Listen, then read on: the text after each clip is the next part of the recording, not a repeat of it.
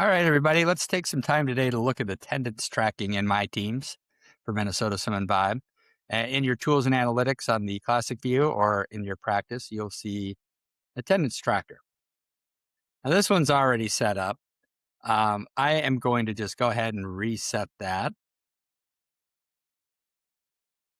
So I will go to edit schedule and I will reset it. Back to the beginning. So when you start off for the first time, you're going to set your schedule the best of your ability. You can always make changes along the way.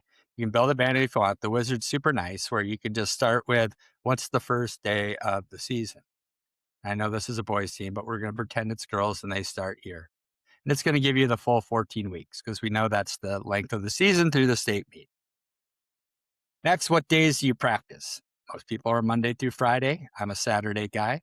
I like the Saturday morning practices, so we'll include that. But that's typically what it's going to be. Do we have any doubles? I don't. Some people do. Some people would want to do a morning practice on Wednesday, maybe a morning on a Thursday, typically. Maybe they will do Monday, Wednesday, and Friday where they have mornings.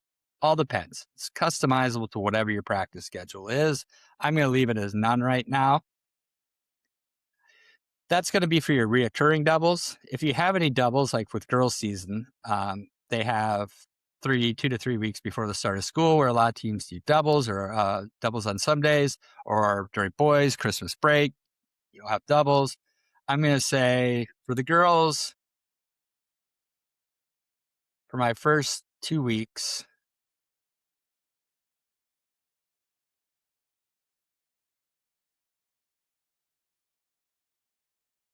that's probably not Labor Day. Let's see the first 3 weeks and assume Labor Day is on the 7th. I'm going to do doubles on Monday, Wednesday, and Friday. I'm going to add that to my schedule, go on to the next. You can call them what you want. You can call it practice, or you can call it dry land and whatever. Pool practice, you could do morning practice, afternoon. These are just labels. If you have any optional practices, you can add that in there.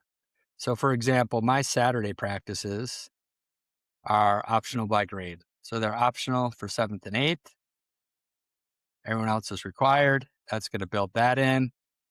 Any break days, let's say I'm an anti-Labor Day practice guy. I can say we're not having practice on the 7th.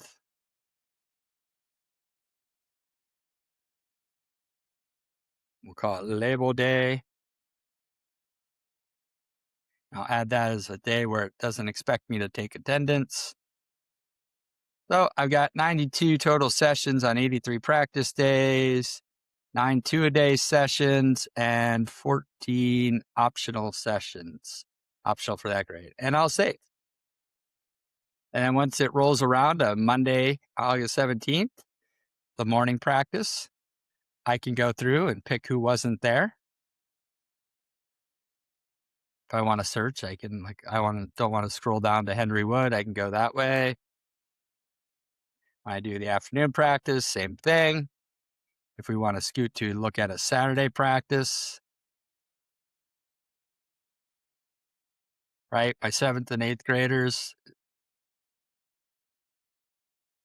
if I have any of them show up, I can say they attended an optional, not mark them absent. So it knows that it's supposed to be optional for 7th and 8th graders.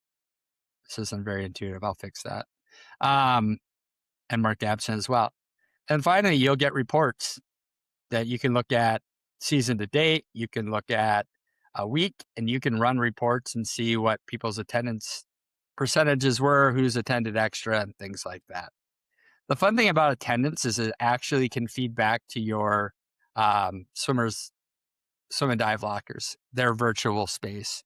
And they can see and get recognition for attendance streaks and things like that. So it ties back. I'm going to touch on one other piece with attendance here on your home tab.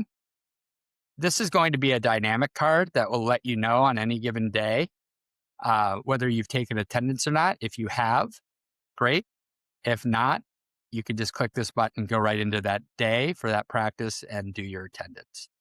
Just a little helpful tool to make taking attendance a little bit easier. that is everything we have for attendance. So hopefully that will help you guys out and keep track of one of the better metrics I think there is when it comes to high school swimming. There is probably, if I did the research and had the data, a pretty good correlation between uh, practice attendance and success.